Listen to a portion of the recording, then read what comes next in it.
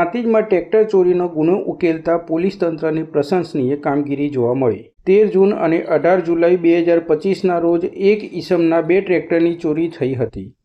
શું નામ આપનું? ભરતભાઈ ઇન્દુજી વણઝારા સાહેબ મારું નામ। કયું ગામ?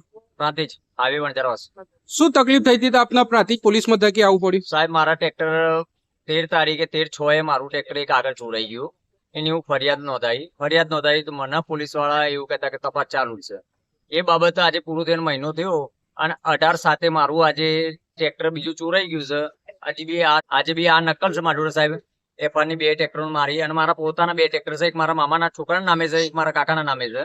તમે શું અપેક્ષા રાખો છો પોલીસ તંત્ર જોડેથી? બસ પોલીસ અપેક્ષા એવું કે સાહેબ અમારે જેવી અમારી વિક્રીસ છે મારી કે મને ટ્રેક્ટર મારું પાછું અપાઈ દો તો સારું, એમ મારી એ બધી રજૂઆત છે। ફરિયાદ નોંધાયા બાદ પોલીસે તપાસ શરૂ કરી, પરંતુ વિલંબ થતાં ઈસમના સમાજે પોલીસ મથકે હોબાળો મચાવ્યો હતો।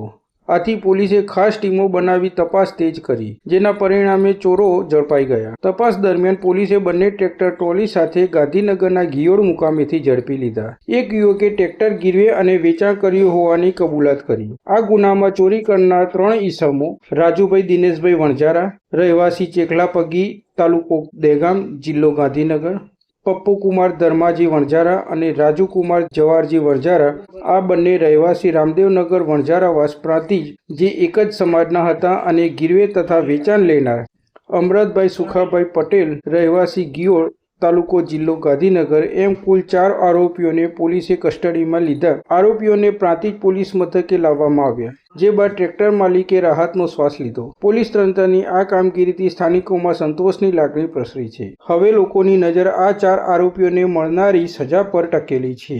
સાથે જ આવનારા દિવસોમાં અન્ય ચોરીના ગુનાઓનો ભેદ પણ ઉકેલાશે તેવી આશા વ્યક્ત કરવામાં આવી રહી છે। પ્રાંતિજ પોલીસ તંત્રની કાર્યવાહીએ લોકોનો વિશ્વાસ જીત્યો છે અને ગુનાખોરી સામે સખત પગલાં લેવાની તેમની પ્રતિબદ્ધતા દર્શાવી છે।